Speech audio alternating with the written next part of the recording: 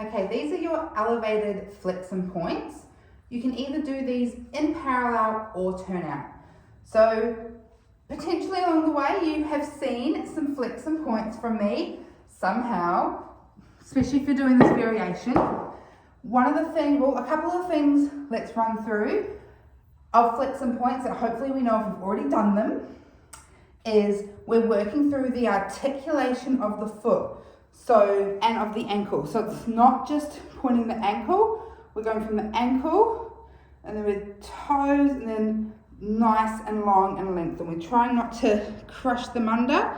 We want them to be nice and long. We're getting that beautiful movement through all of the foot. So every little bone in that foot, we're really articulating and moving them, okay?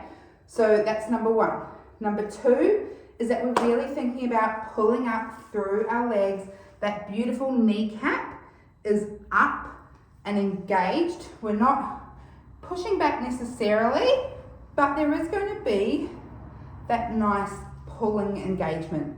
Because we don't have weight on our foot, so we're not standing in it, if you do have a little bit of hyperextension through here, you are able to use it that little bit while we're in this position here.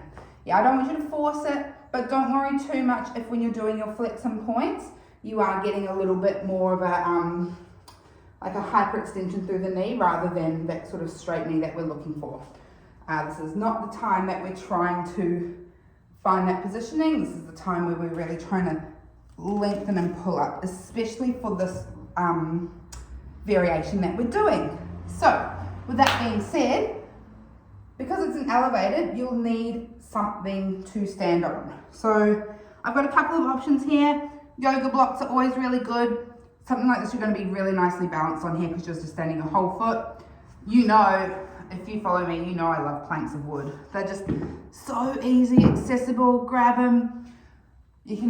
I've got like 4 or 5 of them in the gym and you can do whatever you need with them. And then of course we've got our trusty old aerobic step. No, I'm not going to do a step class, but you can use something like that. Or, hey, what even about just a regular normal step in your house? You can use that too. Okay, I'm going to be next to a wall. I want you to be next to a wall. If you're feeling your balance is pretty happy, you can be side on for this one. I prefer it. Foot in, this foot off to the side. If you're feeling like you want a little bit more, you can certainly face the wall. But if you're feeling like you're feeling secure, you can face away. Why? A little bit more core engagement. And this one is sort of that working on that next level of engagement, shall we say. Okay, let's get on to the exercise. So, what we want to do is we want to come up onto the block. And first things first, I want you to make sure, check on your alignment, make sure you're not dropping down through that hip here. And we want this foot to be right on the edge there.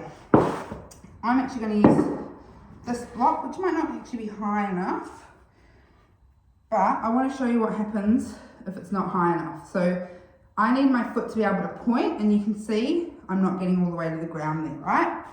So that's why this yoga block is better.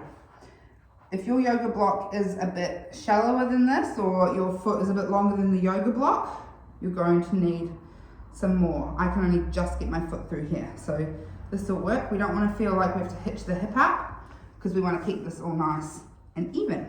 So we are active through the supporting leg, but then we forget about it. It's going to stay active, so we're not going to drop, but activate through there and then leave it alone.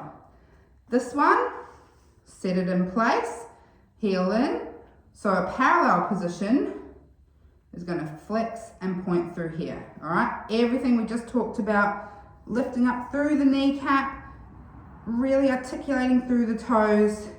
And if you can find something that's a perfect height to get just that lovely point position like so, when everything's aligned, that's perfect. Okay, so that's what we're doing in that. If you're doing it in turnout, hey man, it's exactly the same except you're in turnout. So once again, step on, first position. Again, set that supporting leg, get it nice and strong. Boom, it's there, we're ready to go.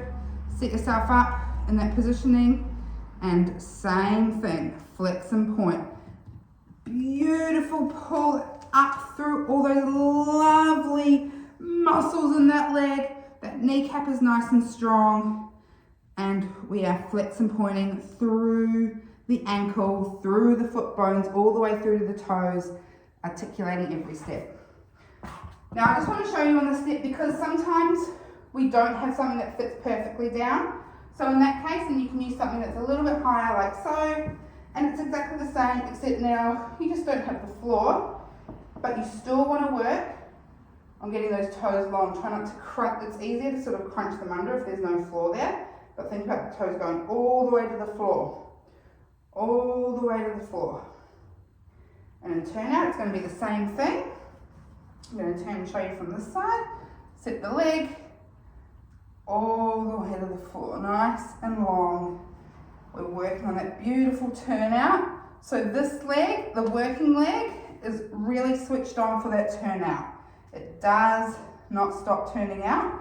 It's as if you were doing rises in the center. So those are your elevated flex and points.